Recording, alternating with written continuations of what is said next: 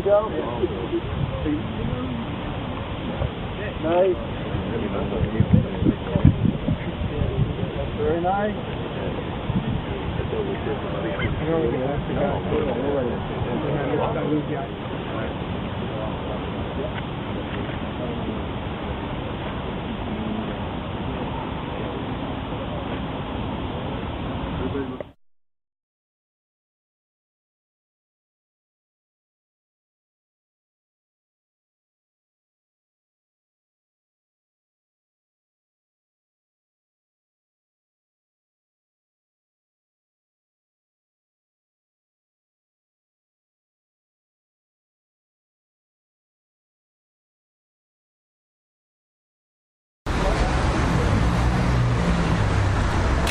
Bonjour from Paris.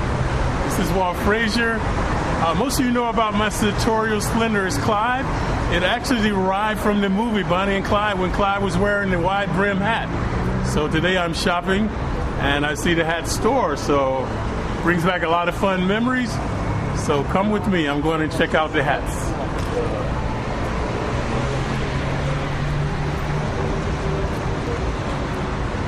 We're in Bates Hat Store. They've been renowned since 1898, so I'm going to check them out. Come along. I mentioned Clyde as my nickname because of the movie.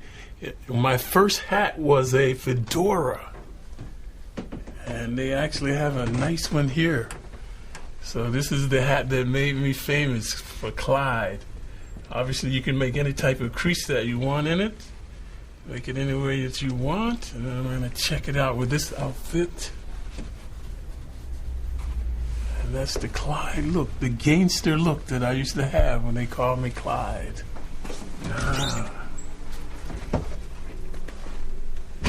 Another Clyde look.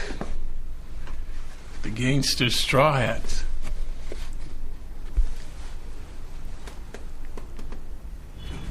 Sort of an Indiana Jones look. See how this goes on the Clyde.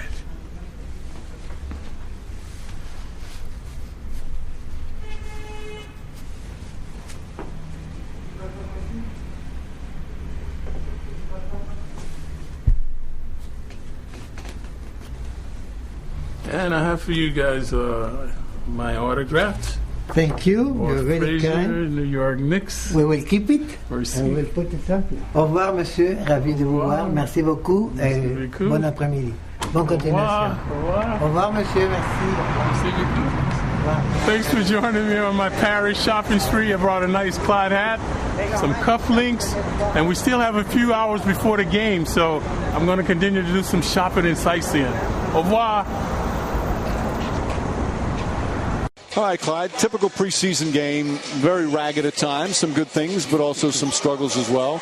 But overall, just the next step for this team to take. Yeah, but I think they have to be concerned, Mike, with the first game, all the turnovers, and tonight being overwhelmed on the glass and all the fouls, sending the T-Wolves to the free throw line. You know, there's no question the Knicks, talent-wise, they've improved, and this is a team that has a chance to be very good, the chemistry there. But it also goes to show you games like this, how much work needs to be done before the regular season starts. It's still a team that's unfamiliar with each other, and it's still a team that can't cut corners. They still have to work harder than their opponent. Right, and a lot of three balls again tonight. 30 of those three balls, they only made about 8 of those. So they need a little more action, of course, in the paint area. Right, 9 of 31 is what the final came from downtown. And that's an area because it's the type of offense that Mike D'Antoni relies on. So certain guys have to shoot the ball well. For example, Roger Mason Jr., you know he's going to shoot the ball better. Tony Douglas has shown that ability. Gallinari was way off. So you also know he's going to be a better three-point shooter than what he showed tonight. He was just 1 of 8 from downtown. Right, and that's an integral part of their offense. Last season, they were second in threes made and attempted. So they can continue to launch those threes. But what they must do is improve the defense. When they're not making the threes, they'll have something to fall back on. Now, one of the positives tonight was the 2 second-round picks, Landry Fields and Andy Routins, both in that fourth quarter came out, and you just see the energy they brought, the basketball smarts, very high basketball IQ, and they both have a toughness to their game as well. Right, and Fields, folks, this guy can score. You saw he showed a lot of savvy getting to the free throw line, faking guys in the air, but also a couple of splendid moves in the paint, and he has a three-point range as well. And we've talked about this the first couple of games. It's going to make for some tough decisions for Mike D'Antoni because you can't play everybody. Now, he normally likes to play about 8 guys, maybe 9. He's admitted that with this team, he's going to have to go down his rotation to probably 10. So there are going to be a couple of guys who have played well, who certainly have things to offer this team, who will be out of the rotation. Tough decisions for D'Antoni. Yeah, but also a good decision, Mike, when you have that type of competition, especially in practice. So guys know that they have an opportunity to move up in the lineup. So the practices can become very competitive. Meanwhile, the trip certainly good for bonding, good for the team getting a couple of games under their belt, and good for a lot of them, their first time to Paris. And it's just such a beautiful city. What's your favorite part of Paris? Around the canal, watching the water, the boats, being able to walk. It reminds me a lot of New York in that particular area. Right, like you said, there's a certain vitality here to this city that was a great experience for the players, and they really did a good job getting out and seeing the place. What about you, Mike? What was? I actually love the food, and I agree with you. A lot like New York City, it was just there's an energy to the city, just beautiful, so clean and so beautiful, and as you mentioned earlier, so historic as well. So we get to go back home now. Yeah, now let's go back to the real world. Right, go home and eat some French fries.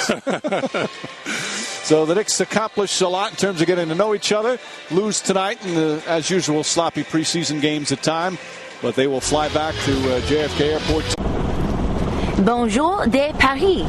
It's Tina, and just earlier the New York Knicks were here right in front of the Eiffel Tower to take their team picture. It was a great scene. So many guys have never even been outside of the country. Everyone had their cameras, their cell phones, taking pictures, and of course everyone was doing interviews with Ronny Turiaf. Born in Martinique, which is in the Caribbean, but of French descent, and he did go to high school here right in Paris, and that is where his basketball career started to take off. He then, of course, went to Gonzaga and then was drafted by the Lakers, played for Golden State, and here he is, a member of the New York Knicks, taking a picture in front of the Eiffel Tower in Paris. Of course, the superstars Amari Stoudemire and Danilo Gallinari, everyone wanted to take pictures of them.